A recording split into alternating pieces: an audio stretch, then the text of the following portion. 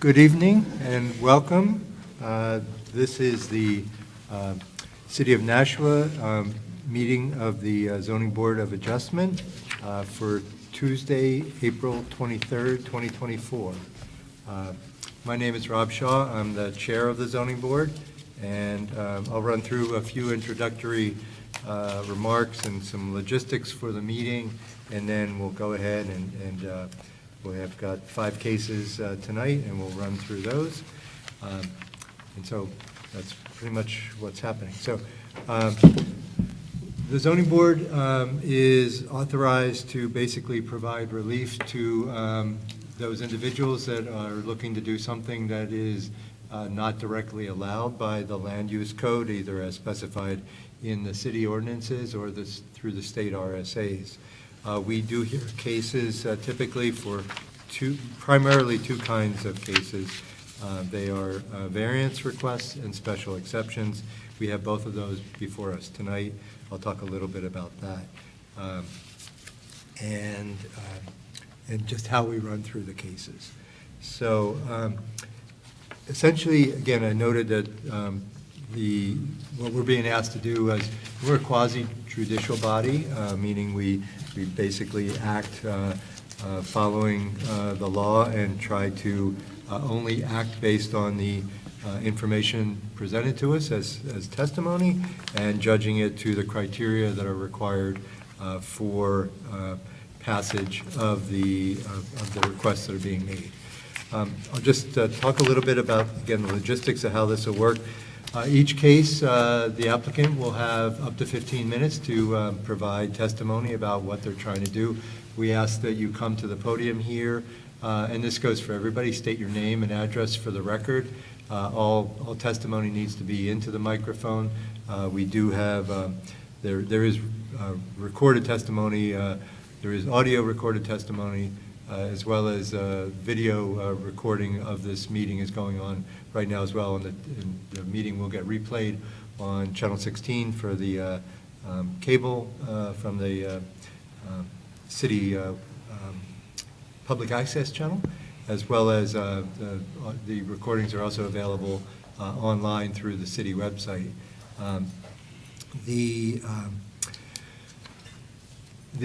As I noted, so the applicant will come up, have up to 15 minutes to present their application and their testimony. Then we'll seek any testimony from anybody else that's interested in speaking in favor of an application.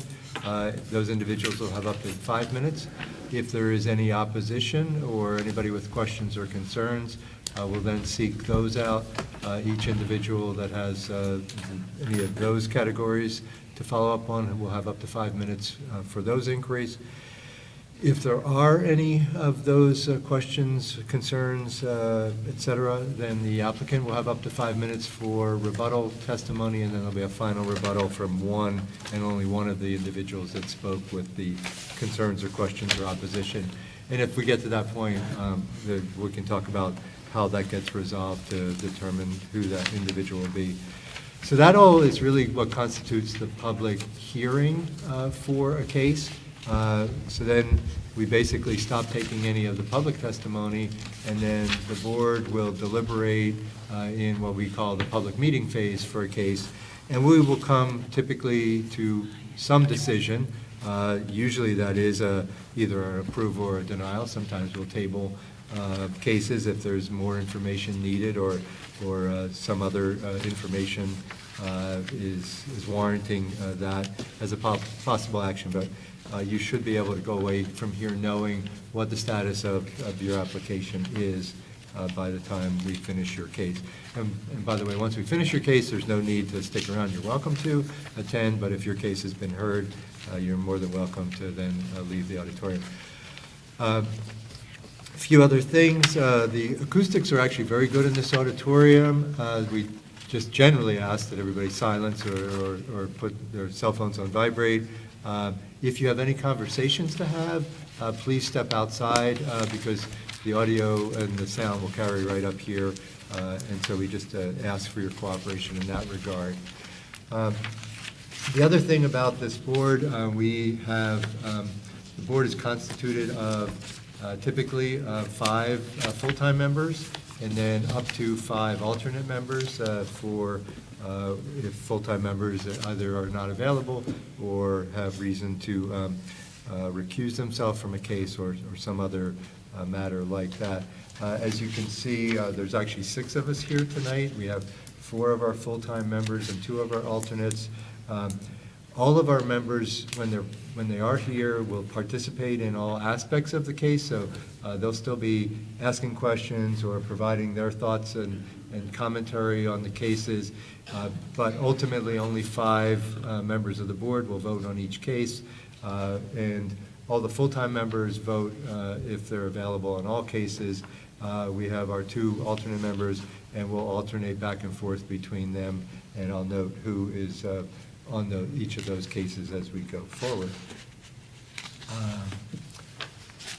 So that's, I think, the basic logistics as far as the way the meeting runs.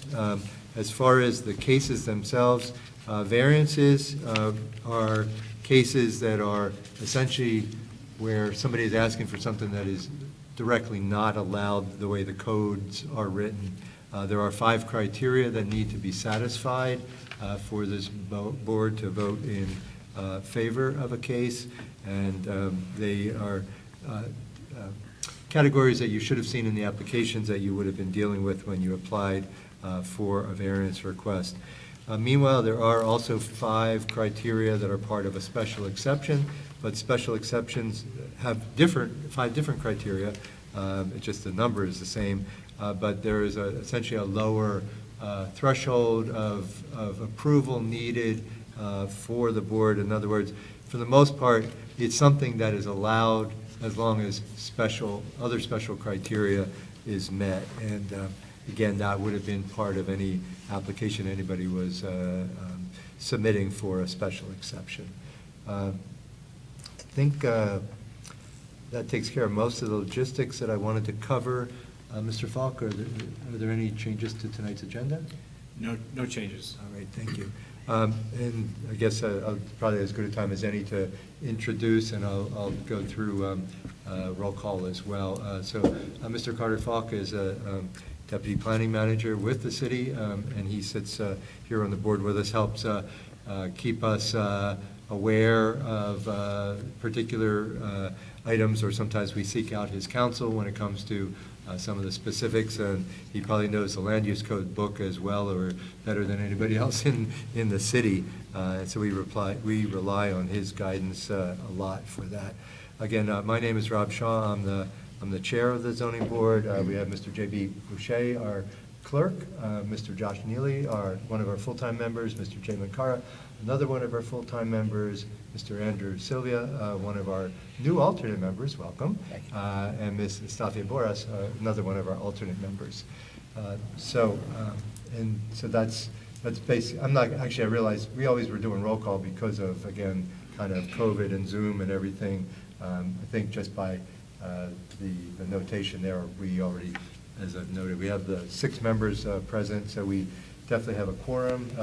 Oh yeah, one thing our ordinance requires, and also somewhat codified in the state statutes, is that this board actually must proceed with hearing cases if we have 3 members present. Obviously, we more than easily meet that threshold. And I think one thing I didn't say is that we basically need also to have at least 3 affirmative votes for all cases to pass. Normally, then in a 5-person voting, that's essentially a simple majority. But if we would have less members, very unlikely, unless we had a large number of recusals, which I don't think I've ever seen on a case, I don't think we'd be falling into that category tonight. Alternate vote. Yeah. Yeah, I noted that we'll do that, and just since I think we're just about ready to move into the actual cases in front of us. Ms. Boras will hear our first case, Mr. Sylvia the second case, and we'll just go back and forth like that through the cases. Are there any questions anybody has from the audience about just kind of the logistics or anything that I covered that wasn't clear? Okay, I will go ahead and read case number 1 into the record. The owner is Roland and Joyce Brito. The address is 5A Berkeley Street, sheet 47, lot 123, with a request for a special exception from Land Use Code, section 190-15, table 15-1, number 3, to convert a portion of a second story of the house into an accessory in-law dwelling unit. This is in the RA zone, Ward 3. Is there somebody here for this case? You're welcome to come up to the podium, and again, please state your name and address for the record.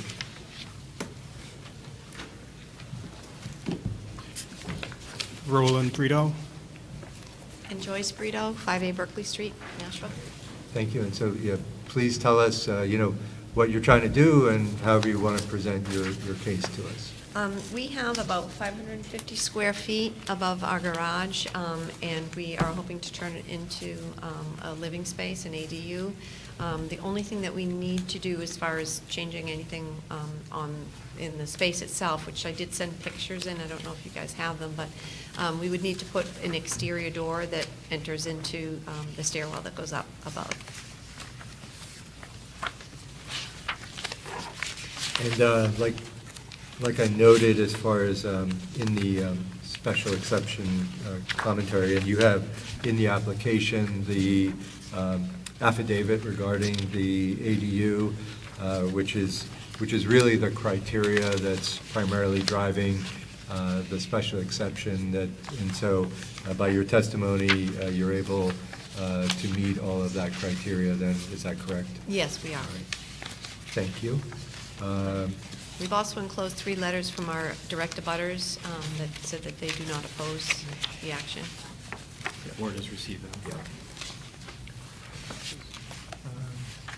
Is there anything else you want to tell us about? Otherwise, let's see if the board has any questions for you. I don't know if you would like to know the history of why we're doing this, but my husband's been out of work for 3 months, and one of the concerns we have is being able to stay in our home. Our 2 sons who are here have been looking to purchase homes prior to him losing his job, and they've been unsuccessful in getting any homes that they can afford. So we feel like doing the ADU would give us an option for us to stay in our home and our sons to have, one of them to have an independent place to live while they wait out being able to afford a place.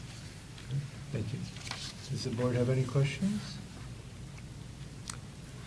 Okay, it seems like a pretty straightforward case, but thank you for your testimony. We'll see if anybody has any questions or any other testimony, but you can have a seat. Thank you. Would anybody like to speak in favor of this application for the ADU at 5A Berkeley Street? Okay, seeing none, anybody with questions, concerns, comments about this ADU application? Okay, seeing none, I'll close the public hearing, open the public meeting. Anybody want to, Mr. Neely? I'm in favor of this application. The folks did sign off on the affidavit. They are inserting the door on the side. We have the letters from the neighbors in favor, which is more than we usually get for ADUs, so it's nice to see. And basically, all the criteria are met. So for those reasons, I'm in favor of this application. All right, thank you. Anybody else? Would anybody like to? I'm also in favor, Okay. just again, for the reasons spoken to, and again, it's to the rear of the property, and again, I think that's really kind of what stands out to me. Certainly not going to see any issues with that. Yeah. I'm also in favor for all the same reasons. Thanks. Would anybody like to make a motion on this case? Mr. Neely, thank you. I'd like to make a motion to approve the special exception for Roland and Joyce Brito, owners, 5A Berkeley Street, sheet 47, lot 123, requesting special exception from Land Use Code, section 190-15, table 15-1, number 3, to convert portion of the second story of the house into an accessory in-law dwelling unit. This is located in the RA zone in Ward 3. This is listed in the table of uses. There is no testimony that this would create any undue traffic congestion or unduly impair pedestrian safety. This will not overload public water, drainage, or sewer or other municipal systems. The special regulations are fulfilled. This will not impair the integrity or be out of character with the neighborhood or be detrimental to health, morals, or welfare of the residents. The board did discuss this. We do have some of the neighbors who are in favor of this. This is located on the rear of the property. There's no thought process that this will overwhelm any type of traffic entering or leaving the property. And they have signed the special affidavit. So for those reasons, I make a motion to approve the special exception. Thank you. Is there a second, Mr. Minkara? Thank you. Any discussion on the motion? Ms. Boris, how do you vote? I'm in favor. Mr. Minkara? I'm in favor. Mr. Neely? I vote in favor. Mr. Boucher? Mr. Boucher votes in favor. And Mr. Shaw votes in favor. That passes unanimously, 5-0.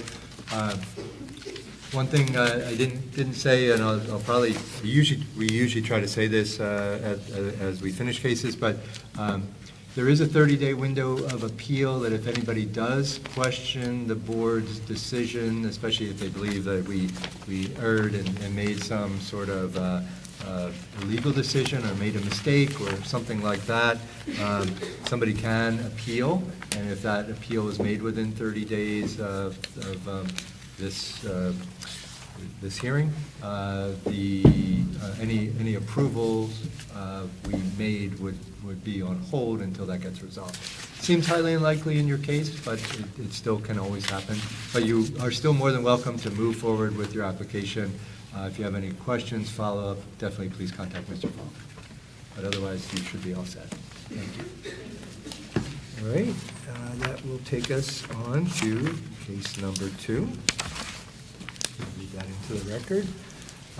It's Ross Brown, the owner, Ducal Development LLC by John Callahan, manager, the applicant, at 6 Berkshire Street, sheet 61B, lot 9, requesting the following variances from Land Use Code Section 190-16, Table 16-3. Firstly, for minimum lot area where 7,500 square feet is required and 5,303 square feet is proposed. And secondly, for minimum lot frontage where 60 feet is required, 52.4 feet is proposed. And thirdly, for minimum lot width, 75 feet is required, 52.4 feet is proposed. All requests are to subdivide one lot into 2 lots and construct a new single-family home. This is in the RA zone, Ward 2. Welcome. Please state your name and address for the record. Good evening, everyone. My name is William Baker. I'm an attorney here from Shaheen and Gordon, working out at 353 Central Ave in Dover, New Hampshire. Thank you.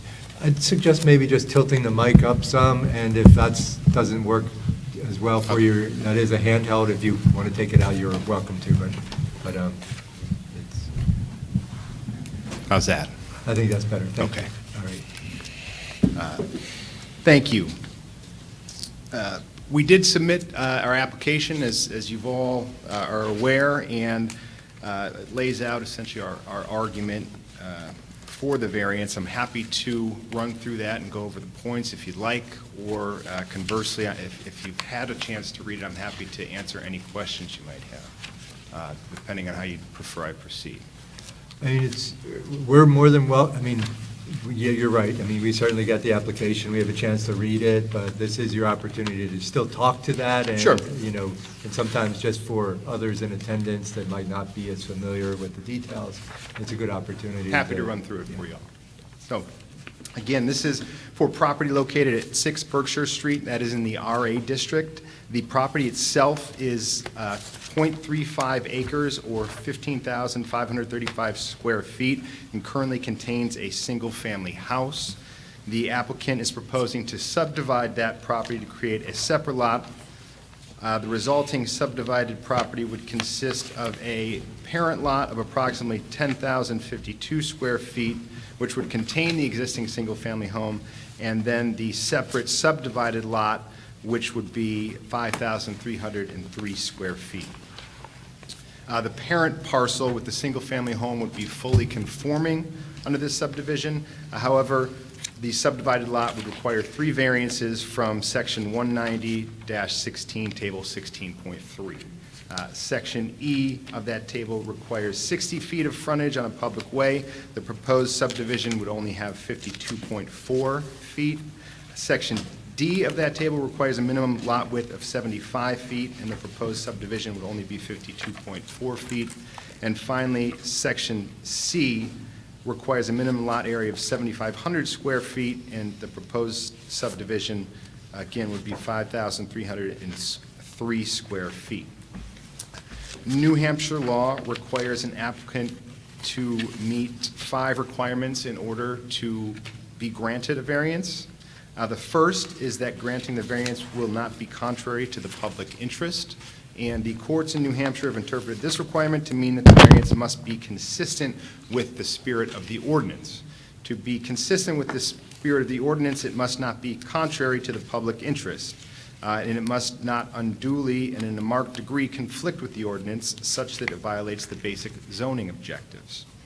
One way the courts have determined to ascertain whether that requirement is met is whether the variance would threaten public health, safety, or welfare.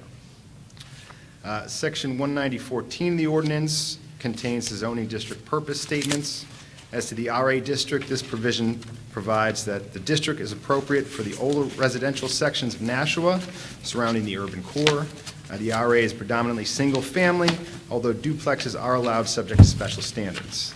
The proposed subdivided lot would ultimately likely contain a single-family home. It would be in keeping with the spirit of the ordinance there. The dimensional regulations outlined in the table provide that the location and use of buildings, structures, and land used for business, industrial, residential, or other purposes, and that the section implements the following master plan purposes: encourage infill development within and work to revitalize commercial areas. Section 190.17 of the ordinance pertaining to residential districts states that the purpose is to protect the character of existing neighborhoods through zoning regulations and enforcement. To begin, the subdivided lot will not in any way threaten the public health, safety, or welfare or the public interest. It will provide much-needed housing in the neighborhood in a manner consistent with many of the existing dwellings therein. It will also create a greater mix of housing types that are accessible to Nashua residents. Again, this would provide another lot with a single-family home, provide mixed income and multi-generational neighborhoods by enabling development and distribution of a wider range of housing types throughout the city, provide an opportunity for family or individual to move into this single-family home. And it will also support the development to provide housing to house needed residents to build up the communities and the businesses in Nashua. The second requirement is the variance were granted, the spirit of the ordinance would be observed. The New Hampshire Supreme Court has recognized 2 methods for ascertaining whether granting the variance would violate an ordinance's basic zoning objectives. One is to examine whether the variance would alter the essential character of the neighborhood, and another is to examine whether the variance would threaten the public health, safety, or welfare. As just discussed, the public safety, health, and welfare would not in any way be impacted or threatened by the subdivision. And we laid out in our application, there are a number of lots in the direct proximity to the proposed subdivided lot that contain lots with similar variances. At 5 Berkshire Street, the total square footage of that lot is 6,211. 7 Berkshire Street, 6,000 square foot lot. 9 Berkshire Street, 6,000 square foot lot. 148 Amherst Street, which is right around the corner, 5,200 square feet lot, and then 146 Amherst Street also contains a 6,000 square foot lot. So again, in this neighborhood, there are several parcels of real estate that are already of a similar character in terms of the size. 3, granting the variance would do substantial justice. Courts have interpreted that requirement to mean that the only guiding rule is that any loss to the individual is not outweighed by a gain to the general public is an injustice. Again, this would provide needed housing, and there is really no downside. The lot itself is an oversized lot. It does possess enough square footage, frontage, and width that if it were divided right down the middle, there would be more than enough room for two fully conforming lots. However, given the location of the current structure, it requires one of the lots to be just a little bit smaller, but still consistent. So again, it would provide needed housing in Nashua and no downside that we foresee. Number 4, if the variance were granted, the values of surrounding properties would not be diminished. Along with our application, we submitted a letter from Tim Morgan, who's a veteran Nashua-based real estate broker. It is his opinion that the proposed subdivision would not in any way devalue the properties and may actually contribute to the increase in property values in the area. And then 5, unnecessary hardship. Whether special conditions exist such that the literal enforcement of the provisions of the ordinance would result in unnecessary hardship. Again, a reasonable inference regarding the purpose of the RA district is to increase infill residential opportunities while protecting the aesthetic and visual character of the neighborhood. As I just touched on, this is a lot that is twice the size of what is required under the ordinance. It could be subdivided into 2 fully conforming lots, but for the location of that, the existing single-family home. So the hardship that exists is being unable to subdivide that lot given the location of the home, whereas you've got an excess of space. The square footage, the square footage is more than twice what would be required, and the lot frontage is 150 feet. So taken together between the 2 lots, you've got 125% of what would be required, but for the location of that subdivided lot, or I'm sorry, that single-family home. However, the subdivided lot, the proposed subdivided lot, still does provide ample space for a single-family home with the yard and would meet all the side setbacks and the frontage setbacks. Owing to these special conditions, no fair and substantial relationship exists between the general public purposes of the ordinance provision and the specific application of that provision to the property. As I just discussed, there's an excess of frontage and width and square footage amongst and between the 2 proposed subdivided lots.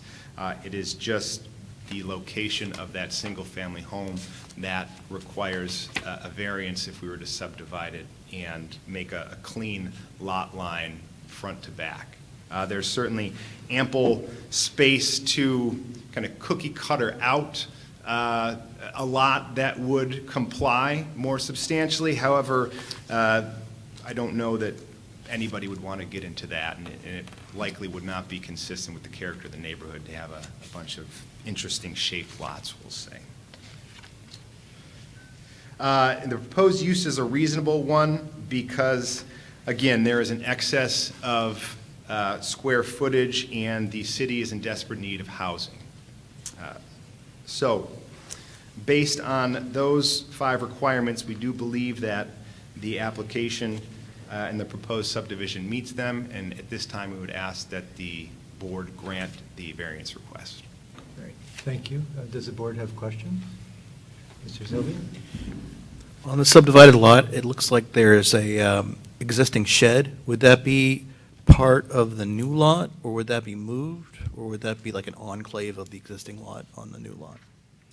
Well, I've got the developers for DuCal here, so. Thank you. Any other questions from the board?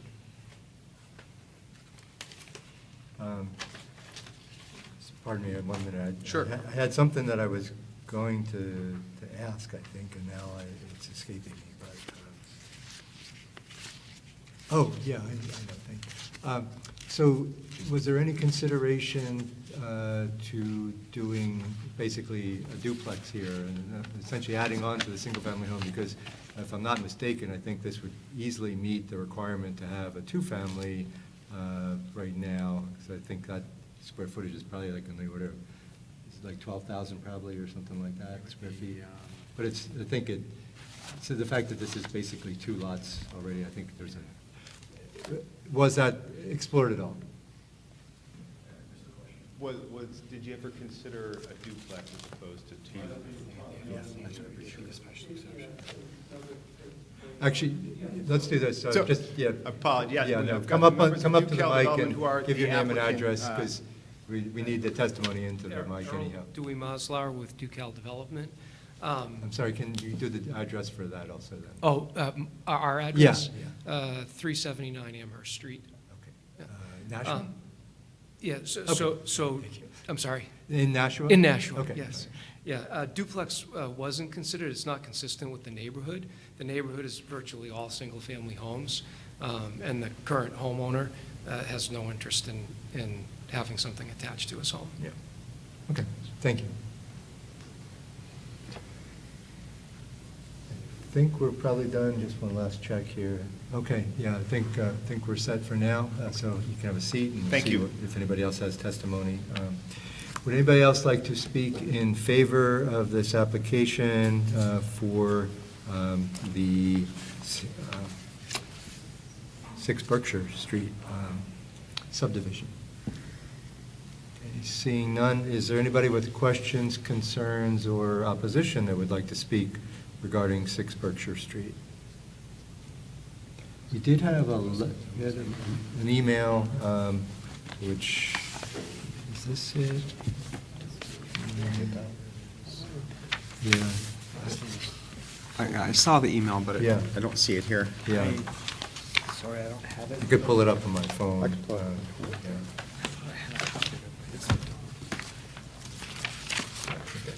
I don't think I got it. And I know the gist of the letter was concern about some, I think there was if I recall right, there was another lot that had been subdivided at one point, some concern about some further increases in traffic. Parking. And parking, yes. I think that was the general gist of, but yeah, if you bring that up, Mr. Mancara, maybe we can make sure I'm not missing anything as a. Their last names were Hogan and Day. Okay. They live nearby. Yeah, I think just right, right around the corner, right? Because I think they were talking about having to go through this street or another street to get out because of the one-way street Right. network.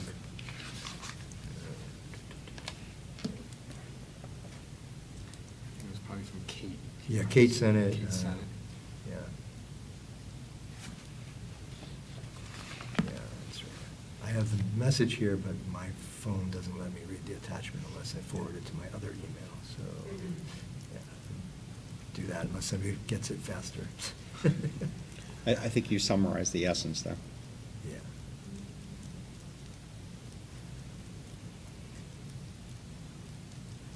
I got it.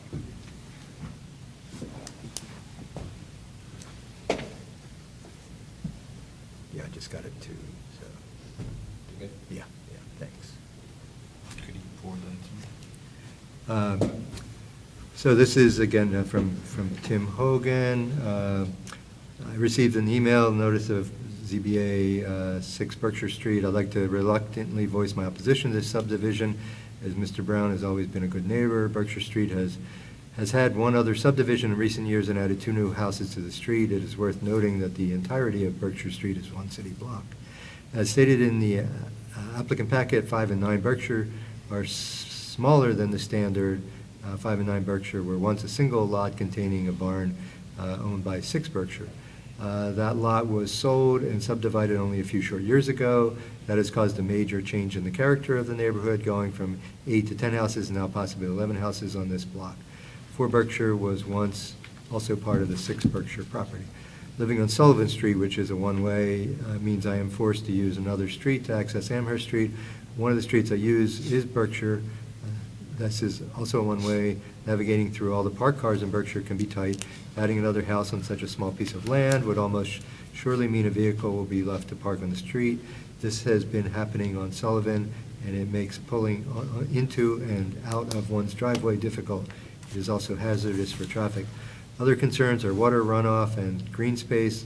Looking at the application, there does not appear to be a driveway for the proposed house.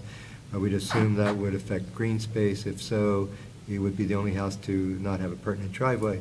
With a modern house that blends with the surrounding homes and a driveway for 2 or more cars, the water will be forced into abutting property. 10 Berkshire has an older garage that was built in a driveway that is very close to the property line of what would be 8 Berkshire on the side of the subdivision. We appreciate the value of the land and the current housing market. We understand the want to subdivide for financial gains. There are several housing projects going on in Nashua right now that will provide housing for what looks like hundreds, if not thousands of people. There is no need to permanently damage the neighborhood. And the letterhead, as Mr. Falk was noting, is from Timothy Hogan and Pamela Day at 29 Sullivan Street. So you're welcome to come back and speak to that as in terms of any rebuttal to this specific testimony. Yeah, and I certainly understand a concern about parking there. It doesn't show it on this plan, but if you look at it, you can envision there would be a driveway and a garage at the house. The house would be 28 feet wide. There would be a driveway that goes straight into it. The garage would be on the front. So it would alleviate any concerns about parking. I can't speak. I understand if there is less impervious surface that runoff might be a concern, but if you're building a driveway, that's an issue. I think we could look at potentially using different materials if that was going to sway the board's decision as to whether to grant or not grant the variance. Pretty much any work that anybody does of any sort like this needs to not change the water, flow off of the property onto other properties. So it's pretty much a given requirement. So we don't necessarily, we might remind applicants, and it sometimes does come up, these kind of concerns are often voiced as folks are looking to do things, but it's always incumbent upon the property owner to assure that that doesn't happen, really regardless of whether or not there's a variance, specifically as part of the, actions being taken for building or constructing or modifying one's property. So we usually appreciate the concern. We, do try to make sure it's noted, but we wouldn't have any reason to specifically, have any stipulations or anything, because right now I think all that's expressed in that regard is concern that that doesn't happen. That would be essentially a given, like I just said. So. Yeah. There was, I think, there was one other thing that I was wondering if you wanted to comment on.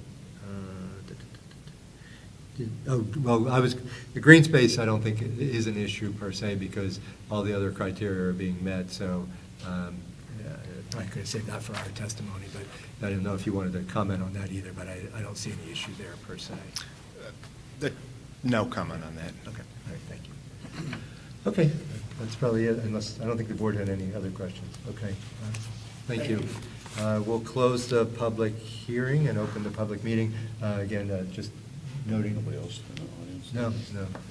Well, yeah, because I had already asked him, then we went to the I'm letter, sorry. because that was the only thing Sorry. that we had, yeah. Right. Yeah. And Mr. Sylvia will be our voting member for this case, and of course, again, Ms. Porras can participate in any discussion and opinion, et cetera.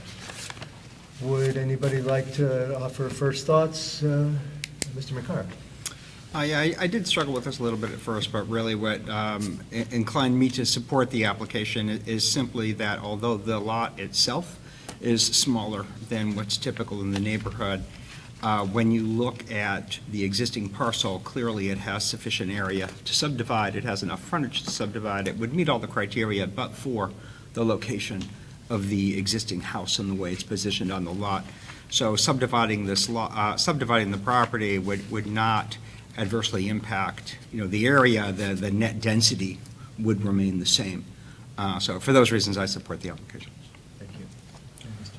Boucher? I also support the application on the same line that Mr. McCarroll spoke to, and again, thinking about what could possibly be done, I think it would have been unreasonable to want a garage removed off the existing house, because then you run into a problem with the position of the house and parking and all that. So again, the same idea is that the net effect is what's possible on that lot. Mr. Nealon? I am not in favor of this application for a few reasons. Looks like the total lot is going to be smaller than all except for one of the examples that were given in Section 3. I do believe they're shoehorning this in here. I don't think it's in character with this neighborhood. I was interested that 10 Berkshire is not here, but they're going to be right up next to 10 Berkshire, which if you see is skewed to that side of their lot as well. So for those reasons, I am not in favor of this application. All right, thank you. Anybody else? Mr. Sylvia? I'm kind of conflicted on this one. I think I'll support this. Mr. Mankara brought up some good points in regard to this new lot appeared to be similar in size to the other lots on the area. In regard to what was brought by Mr. Hogan in the email, it appears that Sullivan Street, folks could get out onto Broad Street quickly in terms of getting onto Amherst Street. I don't know how much of a hardship that would be for people on that street. So I don't know how many more cars would be here. It seems like it's only one or two, so I don't know how much more traffic that would be, but it seems like it's not significant. Thank you. Ms. Boris, do you have any comments? No, I'm in support of the Okay. application. I'm in support. I was happy the attorney spoke to it because I was already thinking of this myself, but I actually think there is a way to subdivide the lot and meet all the dimensional requirements, and you'd have to notch the front of the lot, come back over, and then notch the whole back of the lot, the existing kind of home back parcel, come probably into the building box, and it would be, I think, a ridiculous burden to ask of an applicant to, cookie cutter or make a lot it could be made conforming, I think, technically, but it would serve no purpose.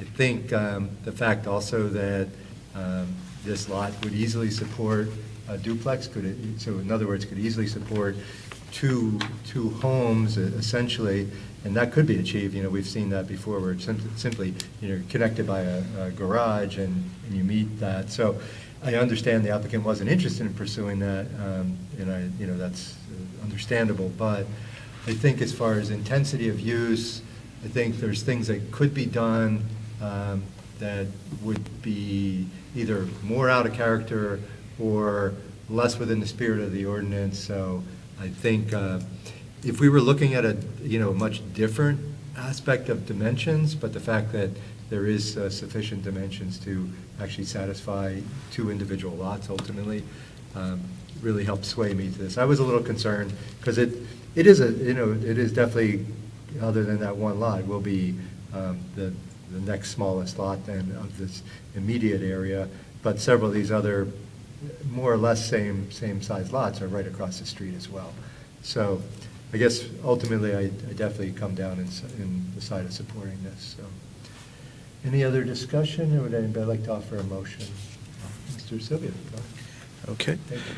I'd like to make a motion to approve Ross Brown, owner, Ducal Development LLC, by John Callahan, manager applicant, 6 Berkshire Street, sheet 61B, lot 9, requesting the following variances from Land Use Code 190-16, table 16-3, 1, for minimum lot area, 75,000 square feet required, where 5,303 square feet is proposed. 2, for minimum lot frontage, 60 feet required, where 52.4 feet is proposed. And 3, for minimum lot lift, 75 feet required, 52.4 feet proposed. All requests to subdivide one lot into 2 lots and to construct a new single-family home in the RA Zone District Ward 2. I believe this variance is needed to enable the applicant's proposed use of the property, given the special conditions of the property, and the benefits sought by the applicant cannot be achieved by some other method reasonably feasible for the applicant to pursue other than the variance. As Chairman Shaw, you mentioned, it wouldn't make sense to subdivide the lot in a peculiar way, given the other lots in the area, which could get the applicant to where they want to be without having to come here. So it makes sense to do this. It's within the spirit and intent of the ordinance, as mentioned. It will not adversely affect the property values of surrounding parcels, given the fact that the lot, the proposed plot, is comparable in size and character to the nearby parcels.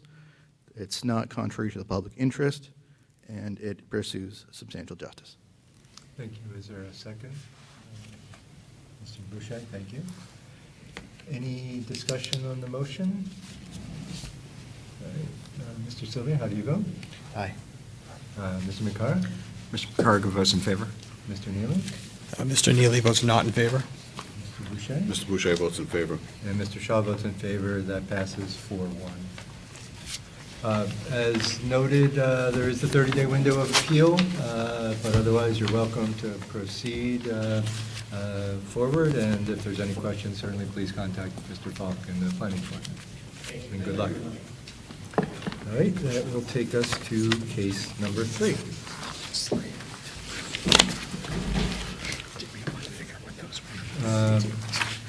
Santa Tejada, the owner, 3 Lion Street, sheet 19, lot 86, requesting a variance from Land Use Code Section 190-16, Table 16-3, for minimum land area where 5,703 square feet is existing, 12,445 square feet is required to convert an existing single-family home into a two-family home by adding a 1-car first-floor garage with a new second floor above proposed garage and house. This is in the RB zone, Ward 7. Welcome. If you could state your name and address for the record, that would be great. Thank you. Hello, Santa Tejada, 3 Lion Street, Nacho, New Hampshire. Angel Rivera, 3 Lion Street, Nacho, New Hampshire. All right, welcome. So can you tell us what you want to do? And Yeah, so pretty much we have a single family at this moment, and we would like to help our daughter. She's getting married, but with the high cost of living, she cannot afford to get an apartment. So I think by us adding a second house or second apartment, we'll be able to rent it for her for a low income and help out what we can to get this done for her. So pretty much that's what we're doing. We have a single family home, and we would like to convert it into a 2-family house. Okay. All right. Any questions from the board? Basically just going up. Yeah.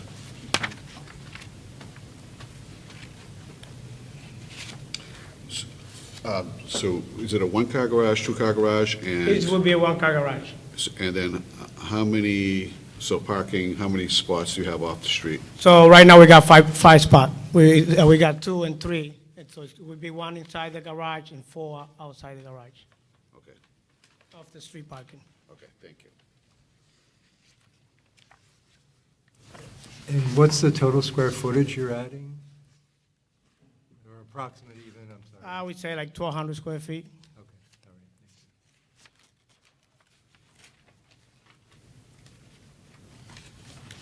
all right, thank you. I think that it seems the board doesn't have any questions, so you can have a seat, and we'll see if there's any other testimony. All right, thank you. All right, thank you.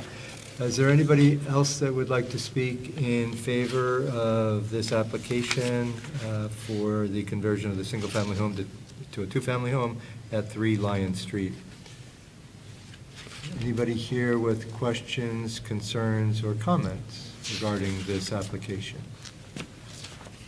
Okay, seeing none, we'll close the public hearing and open the public meeting.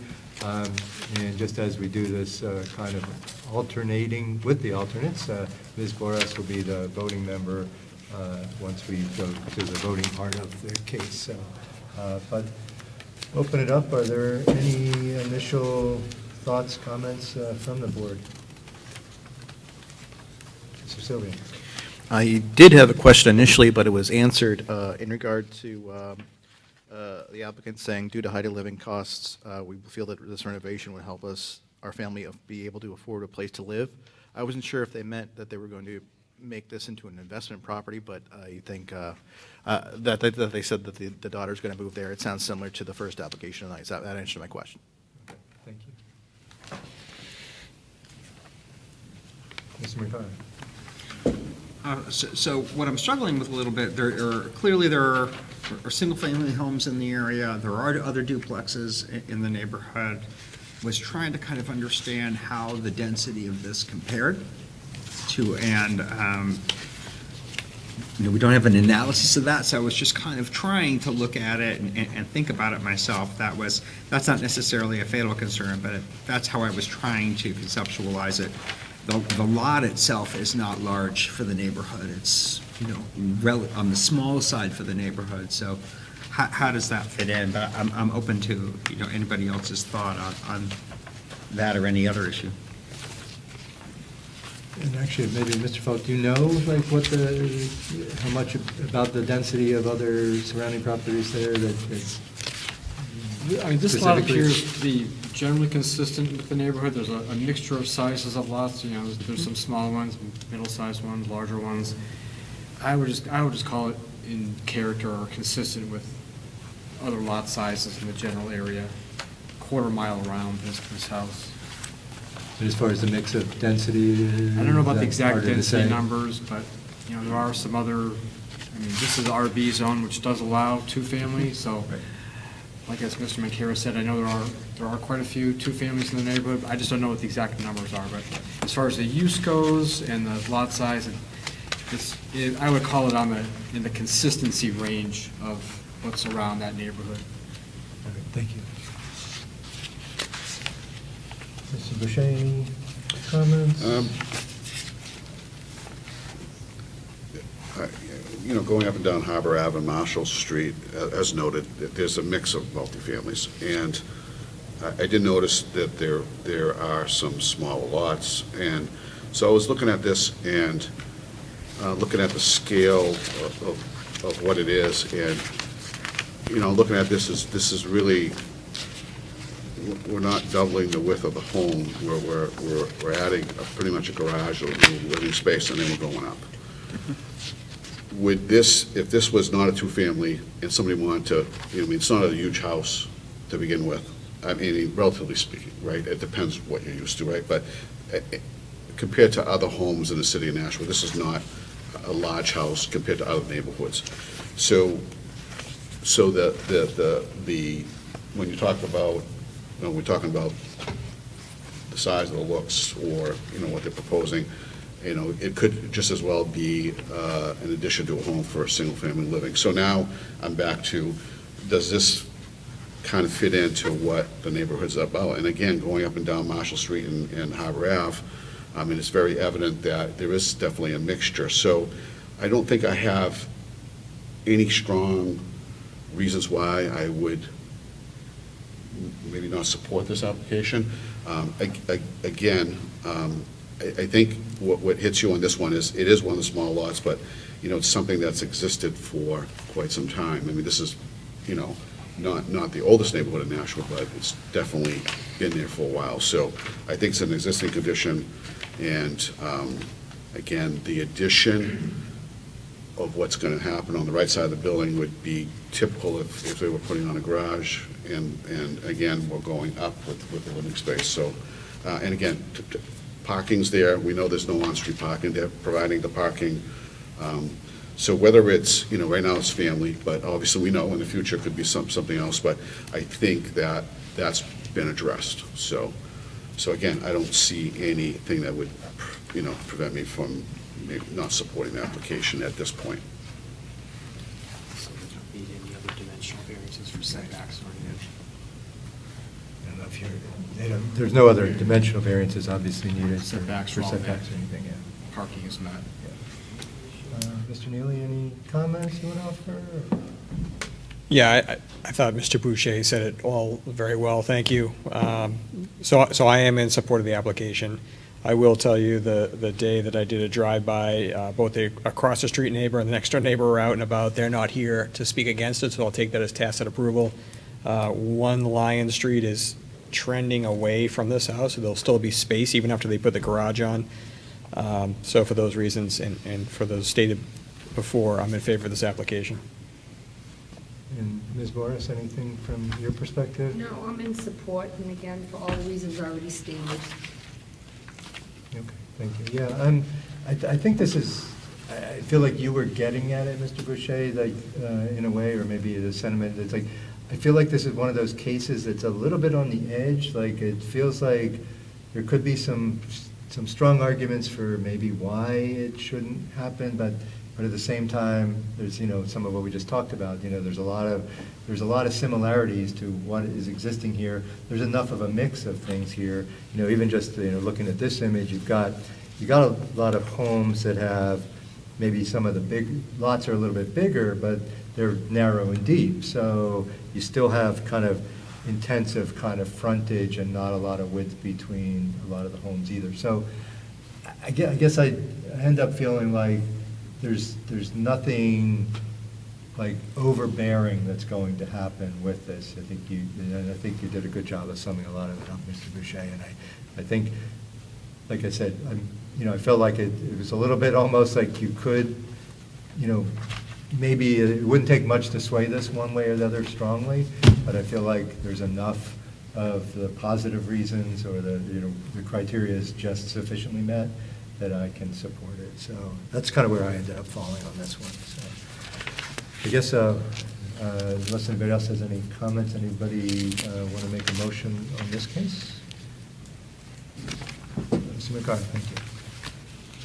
I'd like to make a motion that the application of Santa Tejeda, the owner, the 3 Lions Street, requesting a variance from Land Use Code Section 190-16, Table 16-3 for minimum land area, 5,703 square feet existing, 12,445 square feet required, to convert an existing single-family house into a 2-family home by adding a 1-car first-floor garage with a new second floor above the proposed garage and house be approved.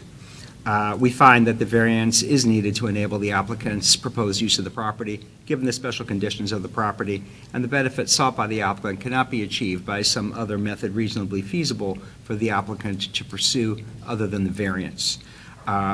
Overall, I think we found that the lot is not inconsistent with the surrounding area. There are other duplexes in the area as well, and that at least in terms of the massing of the home, if this were simply a single-family home, they could, add on to it as was proposed. It was also noted that the proposal does meet all setback requirements. It is within the spirit and the intent of the ordinance. Again, it's a proposed duplex in an area where duplexes are allowed. Will not adversely affect the property values of surrounding parcels. Indeed, we had no testimony to that effect. It would not be contrary to the public interest. We've seen no objection to it. It would not cause any injury to the public, and substantial justice would be done by allowing for reasonable use of the property. And again, as noted, we do need more housing in Nashville. Thank you. Mr. Neely, thank you for the second. Any discussion on the motion? Mr. McCarr, how do you vote? Mr. McCarr votes in favor. Mr. Neely? Mr. Neely votes in favor. Mr. Boucher? Mr. Boucher votes in favor. And Ms. Morris? Ms. Morris votes in favor. And Mr. Shaw votes in favor. That's 5-0. That passes unanimously. Same kind of caution as earlier, but your application's been approved. There could be an appeal filed in the next 30 days, but you can go ahead and start to work to, pull permits. And again, if you have any questions, please contact Mr. Falk. All right, thank you. You're welcome. Good luck. All right. That will move us right along. Case number 4, Joaquin and Maria Lazo, owners, Carla Torres, applicant at 33 William Street, Sheet 21, Lot 26, requesting the following. First, use variance from Land Use Code Section 190-36B to allow an in-home child care facility in a 2-family building where the ordinance only allows them in a single-family detached dwelling. Secondly, a variance from Land Use Code Section 190-36B3 to allow a child care facility on a lot that does not meet the minimum land area, 12,445 square feet required, 6,770 square feet existing, and special exception from Land Use Code Section 190-15, Table 15-1, number 292, to allow an in-home child daycare for 12 children. This is in the RB zone, Ward 7. Welcome, and please state your name and address for the record. Hi, my name is Carla, 33 Williams Street. All right. So I'm in this court to request approval to available to stable at my home daycare legally in order. I'm a citizen who respects the rules in this country and this state. I'm New Hampshire. My passion is working for the children, for the citizens or produce of this country. The place the place what I'm proposing right now is safe for the kids and safe for the area too. And then my neighborhoods is not affecting nothing, and then nobody putting complaints on the neighborhoods. As in Nashua, it's very short daycares, and we have a demand of from the parents need somebody take the cares of the children's. Thank you. And do you want to speak also? Yes. Okay, if you could name and address for the record, please. My name is Vanessa Arbeláez Gomez, and I live at 38 Gillis Street.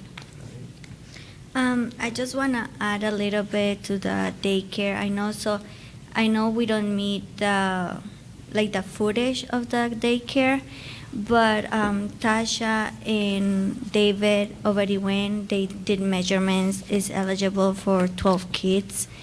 Also, so I know it will be much easier to do it in a single family, but we have looked at some options, and right now we're interest rates and all of that, rents are really high, and she charges really low to us as a parents. So doing the math about rent and food, she does breakfast, lunch, and snacks, plus what the materials for all what the kids make and things like that. So it isn't doing the math is not convenient to have a single family, since obviously investors wants to do the mortgage and have some profit out of the house. In a multi, they have 2 families from take the mortgage and do profit, so those rents are usually lower. Is mostly why we want a multi-family instead of a single family. Also, we spoke to the neighbors. Nobody is giving any complaints. They agree that it will be really good for the neighborhood to have a daycare and have kids smiling. One good thing about this house is that the yard is already all fenced in, so it has a backyard, not the main entrance, but the back door goes straight to the yard. So there won't be any kids on the street or in the parking space or anything where cars can be, because it goes directly to the backyard. Great. Basically it. Okay. Does the board have any questions? Mr. Sylvia? Where is it the division between the 2 families in the building? So it's first floor and second floor. Okay. Where would the business be located within the building? First floor. First floor? Would it be the entire first floor or just one of the rooms? No, entire first floor except for her room. So she needs to home occupy the apartment. So it will be one room for her. The rest of the house will be for the daycare. Okay. Do you have the approximate square footage of that? It was 6,000. For the first floor? Oh, no. Okay. I did do the drawing with the measurements of each room. I don't know if you might have it. Yeah, I saw that. Yeah, I was just wondering if I could do the math, I guess. And it said in the application you're looking to hire 2 teachers. Yes. Who would that, are you, either of you the teachers, or? I'm the teacher and I Okay, and you live there, and then you'd be hiring another teacher? Okay.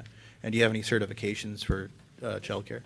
That's what we're doing this for. So we need to pass zoning, fire, and health department first before she gets the license. Okay. So this is the start of the process for her to get the licensing. Okay. And do you have any experience with daycare in the I'm past? working 16 years with the kids. Perfect, thank you.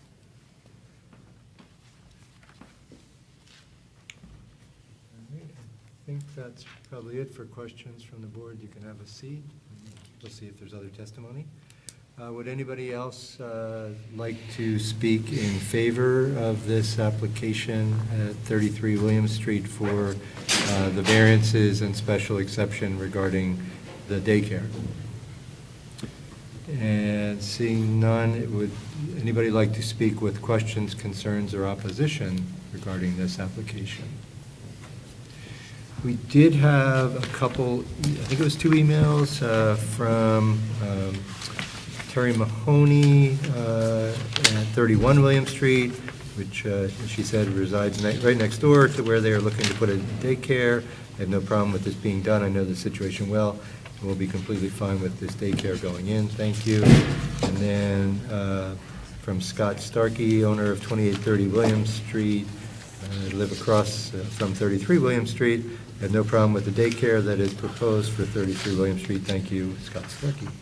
So we have those 2 favorable communications. So I'll close the public hearing and open the public meeting. Mr. Neely? I'm in favor of this application. We have certainly seen some applications in the past with much smaller square footage than what exists in this house. They have a fenced-in backyard. We have multiple neighbors who have said that they're in favor of this. I think, as we all know, daycare is necessary in every neighborhood, and these folks were speaking to the fact that this will be an affordable option, and so primarily for those reasons, I'm in favor of this application. Thank you. Anybody else? Any comments, Mr. McGuire? I am also in favor of the application, and I think, well, I had some concerns initially, I think, when I saw it. I think the fact that the neighbors across the street and next door are in support speaks pretty strongly for me that there isn't a concern that it's going to adversely impact the area due to traffic or, too much intensity of activity on the site. So for those reasons, I support the application. Okay. Yeah. And I didn't note, but this case, Mr. Sylvia will be voting. So I think seems like the initial discussion kind of covered things. Would somebody like to make a motion? Do we want to do, separate? Oh, sorry, yeah, exception? we have 2 motions that'll be. One for the special exception, and you can probably do the 2 variances. 2 variances together? Okay. Yeah, please go ahead. Thank you. I'd like to make a motion to approve the special exception for Joaquin and Maria Lazo, owners, Carla Torres, applicant, 33 William Street, sheet 21, lot 26, requesting the following special exception from Land Use Code, Section 190-15, Table 15-1, number 292, to allow an in-home child daycare for 12 children. This is located in the RB zone in Ward 7. This is listed in the table of uses. This will not create undue traffic congestion or unduly impair pedestrian safety. We have no folks who express any concern about the traffic. In fact, on that street, it was a pretty wide street, so it should lead to some easy parking. This will not overload the public water, drainage, or sewer or other municipal systems in this section of town. This definitely will not negatively affect the systems. The special regulations are fulfilled. This will not impair the integrity or be out of character with the neighborhood or be detrimental to health, morals, or welfare of residents. We did have multiple neighbors who gave us written testimony that they are in favor of this special exception.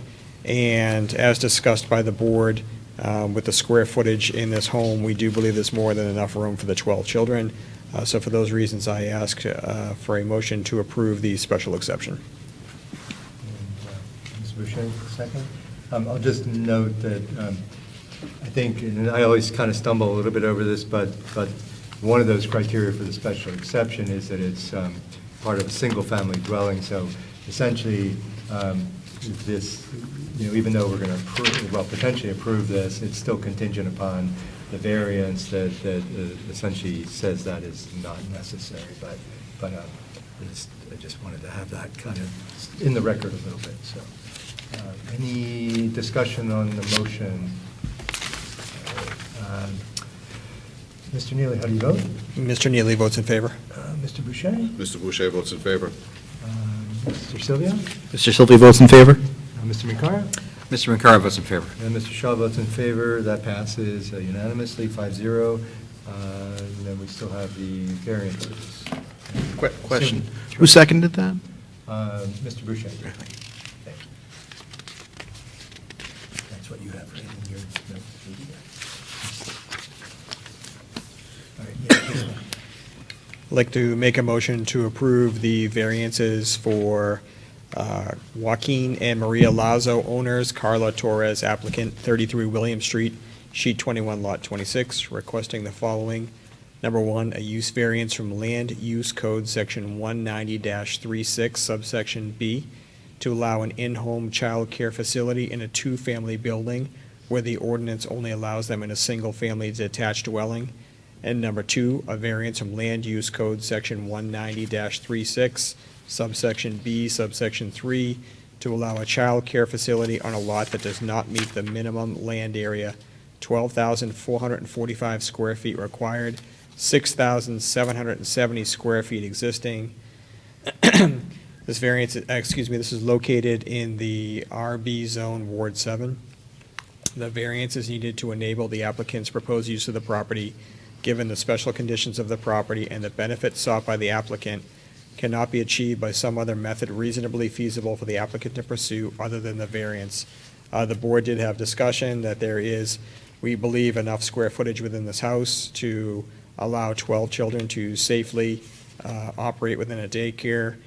We did discuss the fact that the property does have a fenced-in backyard and that the adjacent neighbors are in favor of this facility. We do believe this is within the spirit and intent of the ordinance. In fact, we did hear that this is necessary, especially from a cost perspective, for parents in the neighborhood to allow their children to attend a daycare. This will not adversely affect the property values of surrounding parcels. We did not receive any type of information to the contrary. This is not contrary to the public interest, and substantial justice will be served. So for those reasons, I make the motions to approve the variances. Mr. Boucher, thanks. Thank you for the second. Any discussion on those two variances? All right. Mr. Boucher, how do you vote? Mr. Boucher votes in favor. Mr. Sylvia? Mr. Sylvia votes in favor. Mr. Mikara? Mr. McCara votes in favor. Mr. Neely? Mr. Neely votes in favor. And Mr. Shaw votes in favor. That passes unanimously, 5-0. So the application is approved.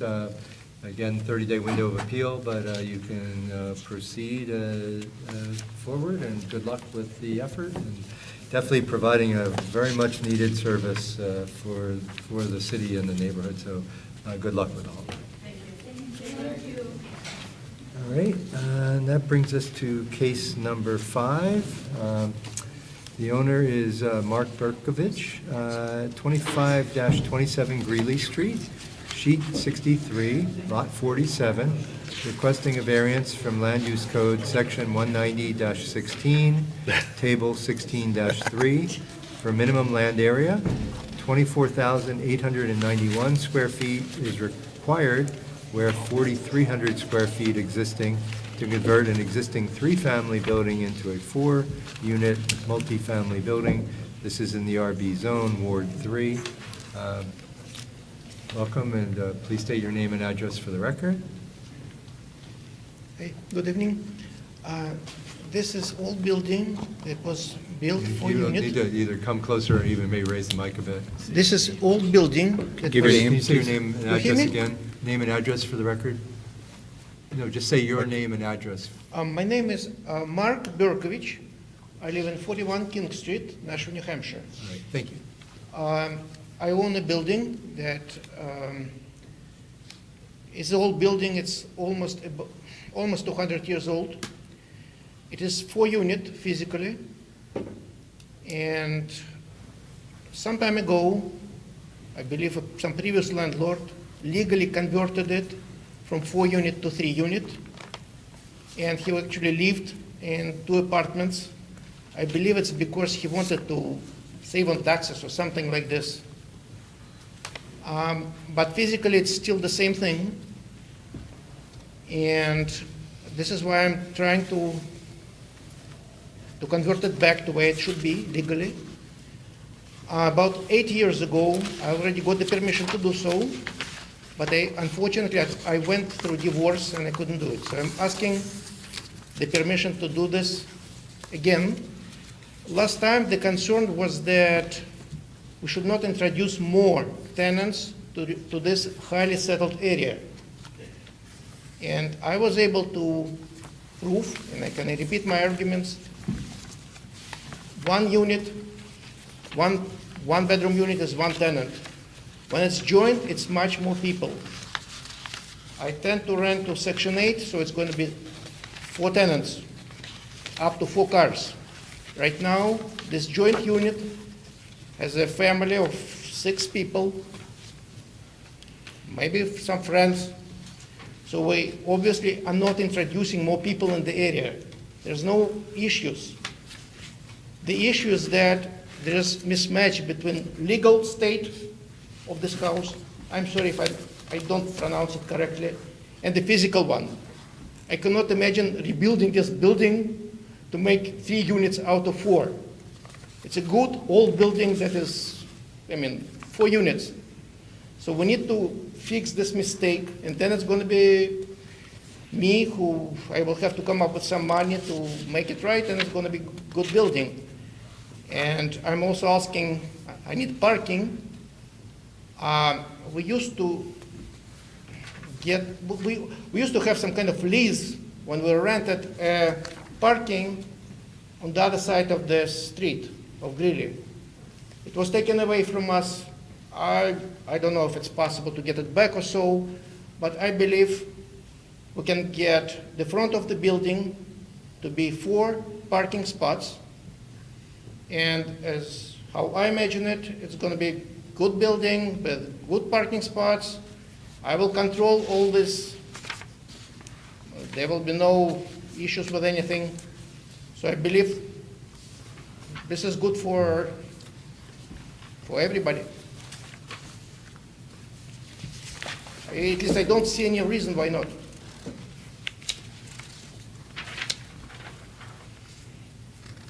Any questions from the board? Mr. Neely? Just to go back to the parking, I'm still trying to figure out where the parking is. So if I'm looking at the front of the building, so if I'm standing on Greeley Street and I'm looking at the building, do you have the parking to the left of the building, or are you around kind of the back side? Right now, legally, there's no parking. No parking? Oh, yeah, please. Sir, Mr. Berkovich, please just stand closer to the microphone. I don't hear well, I'm sorry. Oh. I'm not sure about how it works legally, but tenants just park there. The right side, it's used by my tenants, and it's also used by the tenants who live in the building behind my building. Sometimes it is a mess, because those spots on the right, I don't know what the state is. But again, if you allow me to do so, it will be, and I will control this, it will be 4 parking spots for 4 one-bedroom units. 4 people will be living there, anybody else, I will deal with it. Thank you. Would the third unit, the double unit, be split in half, or how would that be split? The building is 2 units, first floor and second floor on the left, and same on the right. What I will have to change is electricity and like gas and stuff like this. But structurally, it is the same. I bought this building over 20 years ago. There was a signs of kitchen on the second floor, for example. When we had some problem, I kind of removed it. But it's still, even plumbing is there. It is 4 units, it's not 3. So it's basically 2 one-bedroom apartments on the second floor and on the first. And it's just basically somebody is living in both of them. I know it sounds like nonsense, but this is how it is. You can go there and check it. It's 2 apartments that somehow legally is one. And do people ever park at the baseball field across the street? The little area across the way there behind the stadium? Yeah. Across the Greeley Street, there's a little spot Yeah. that looks like parking, but, and we used to park there. There is a lease agreement, old lease agreement. Okay. And we leased it from housing. I believe it was canceled. I can show you this paper, but I believe it was canceled. City doesn't want us to park there. Okay, thank you. I believe if we park there, why somebody else cannot park there? I believe this is the reason. But if you allow me to make parking out of the front of the building, it's enough for 4 cars. That's what I want to do. All right, thank you.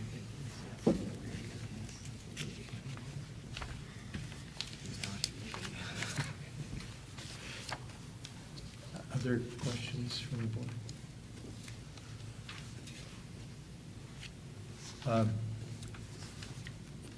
I wanted to explore the parking a little bit further in that I still, assuming you use the parking, like you said, in the front of the building, are you thinking of literally like having 4 spaces side by side? Or like a long driveway along the side of the building? It's going to be 4 parkings, like side by side in front of the building. It's enough, tenants do it anyways. Yeah. I'll and- warn you that there's potentially an issue then as far as curb cut driveway width to come with that kind of proposal, that would require a variance because the usual allowance is only 24 feet of width for a driveway and a curb cut, which is typically only going to accommodate 2 vehicles. And when you talk about 4, you're talking about essentially a kind of like a double wide, or quadruple wide, driveway. So I appreciate I just wanted to understand that you weren't talking about something long and narrow, but if you're talking about what you said side by side, that would be another variance ultimately that would be required to accommodate parking. A couple things that Mr. Falk noted to me is that if this board would approve this, you would still have to go to the planning board because you'd be at 4 units. So for a site plan, and also they would, there is a requirement of 1.5 parking spaces per unit. So you'd actually need to find six units or get a variance or relief from the site plan for the number of parking spaces, which, you might have a reasonable argument, but that wouldn't be for us to determine right now. But, Mr. Sylvia. I just have a question for Mr. Falk. Given the age and the location of this, I believe this is in the historic district, would this need to go through any additional hearings on that from?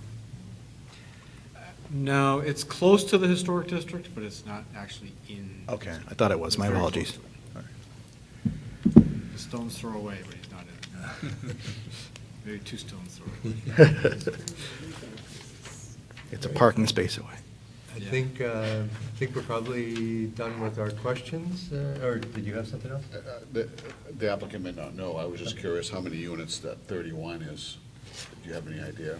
Is that the property with the big Behind parking it, lot yeah, behind? yeah. Do I you was know, just do curious. you know how many units are in that building that's behind you with the big parking area?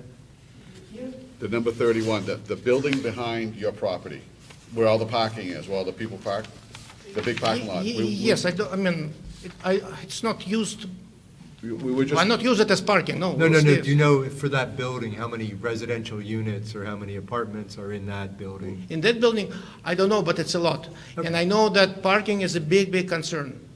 All right. It's a highly settled area, I understand. Yeah. Okay, thank you. Thank you. All right, I think you can have a seat. Thank you for your application.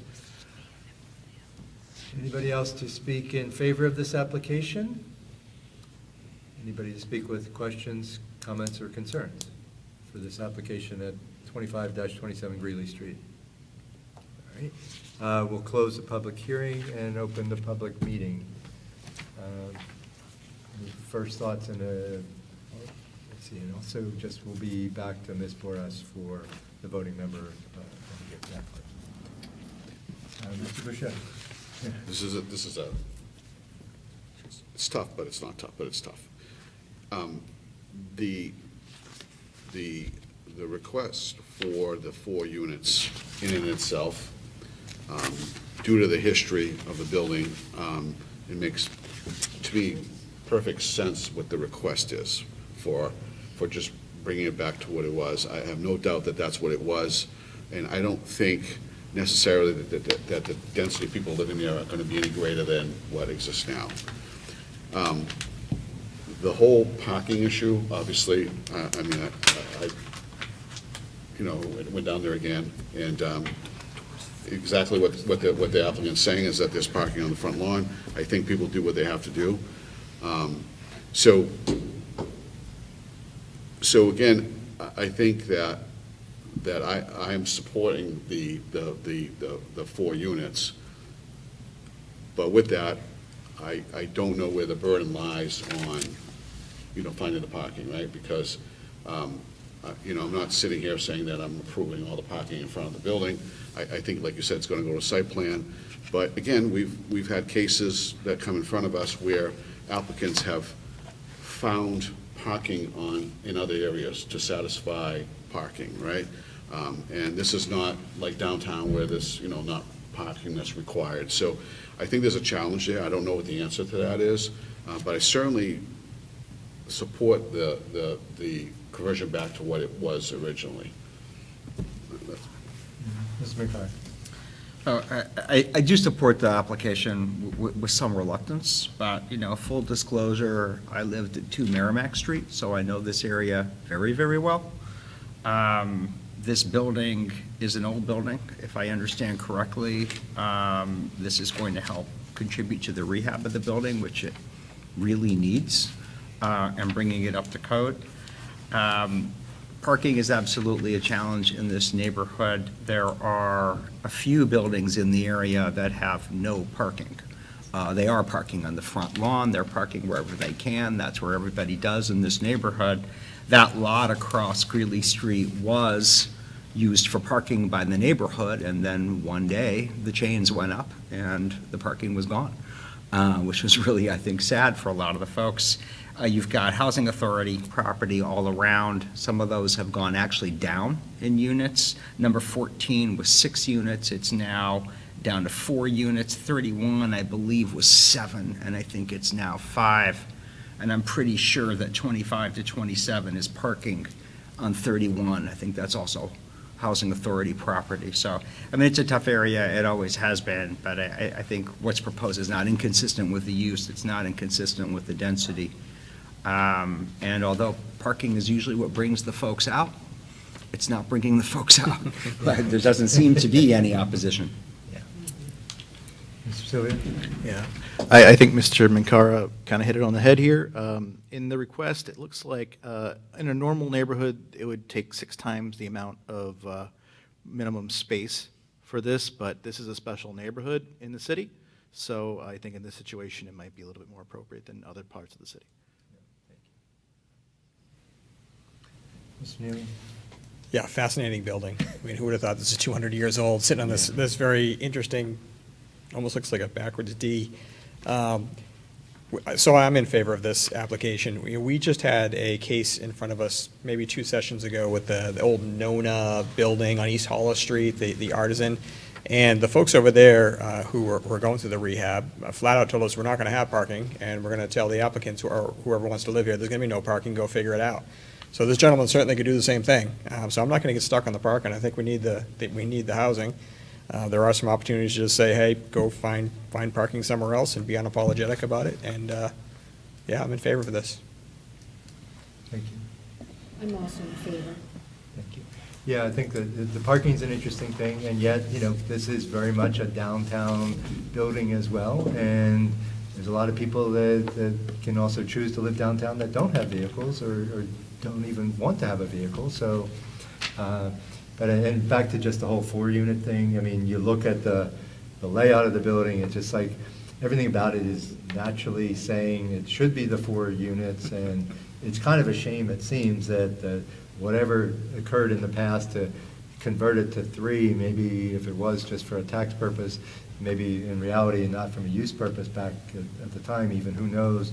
But everything kind of, to me, says, yeah, 4 units is what makes sense. And whether it's carved into 3 or 4, I think, again, the intensity of use isn't really going to change. There's nothing that's going to change from the exterior appearance, all those kind of things. So it is kind of an odd case, I agree. I mean, there's, you look at some of the numbers, and it's like, it's a little stunning at first when you look at the dimensional requirement. It's like, but it all kind of starts to make sense when you bring it together. But yeah, it is kind of an interesting one for sure. But I am in support ultimately. Unless there's any other comments, would somebody like to make a motion for this case? Mr. McCarr, thank you.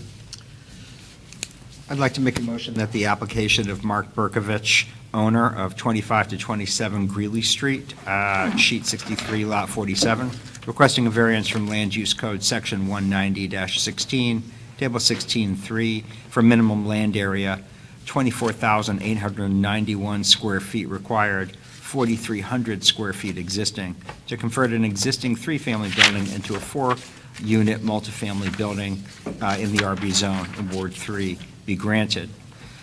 We find that the variance is needed to enable the applicant's proposed use of the property, given the special conditions of the property, and that the benefit sought by the applicant cannot be achieved by some other method reasonably feasible for the applicant to pursue other than the variance. This is an existing, very old building. And we find that there is evidence that was submitted that it has previously been used as a 4-family, at some point converted to a 3-family. So the applicant is seeking to return it to a 4-family. It is a small and unusually sized lot.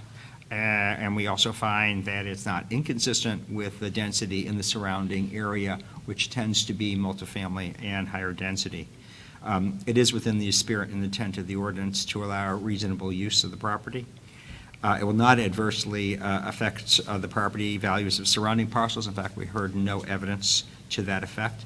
It's not contrary to the public interest. It was noted that parking is a concern, but that's a general that's a general condition in the surrounding neighborhood, and substantial justice would be done.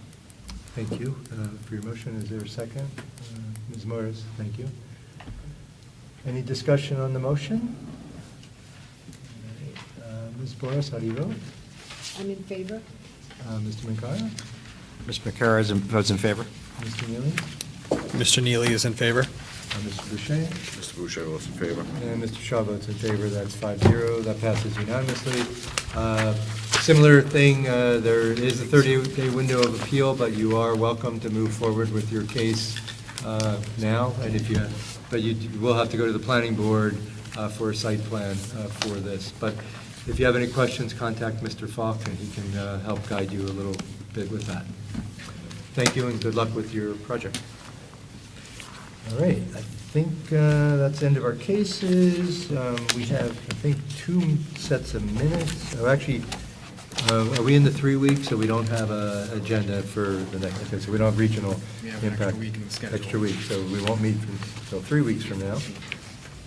All right, but we do have minutes from, let's see, the March 26th meetings and the April 9th meeting. Does anybody have? Yeah, my name is spelled wrong. Oh yeah. That's why. Yeah. That's why. Oh, sorry about that. And both of them. Good thing I checked, good thing I asked to have it tabled last time.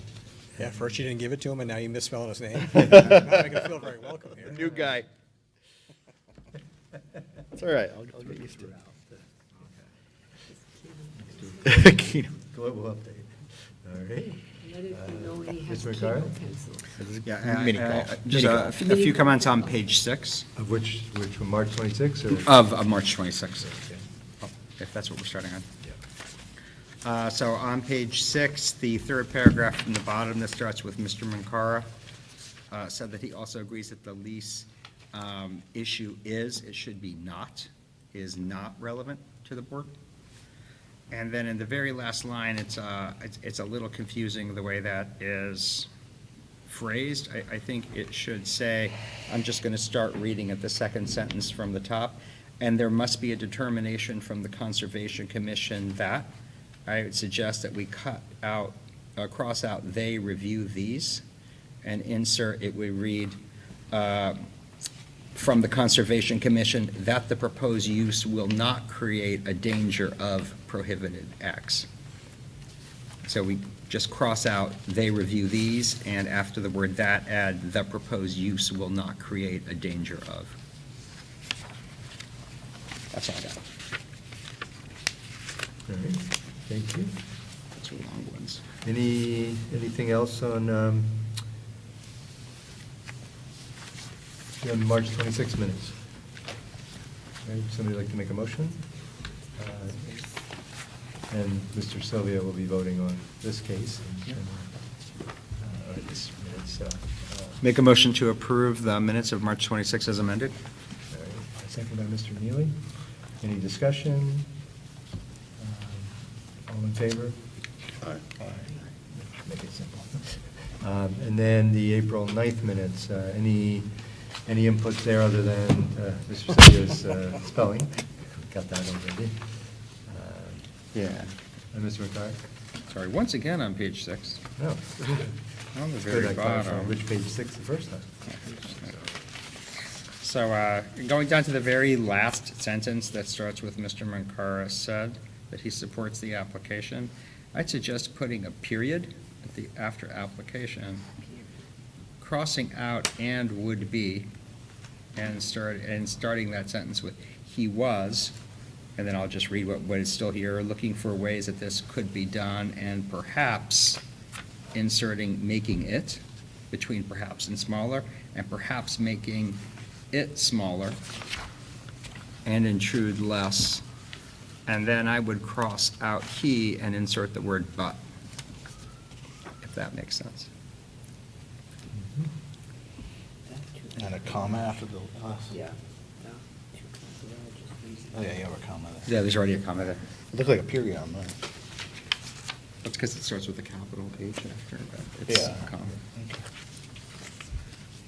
Anything else on April 9th minutes? And Ms. Bordas will be voting on this one. Motion, Mr. Neely? Make a motion to approve the minutes of April 9th, 2024. And second, Mr. Boucher. Any discussion? All in favor? That passes unanimously. So that's taken care of. I didn't note it, but we had no rehearing requests. I think that is it, unless anybody has any other business. Move to adjourn at 8:07.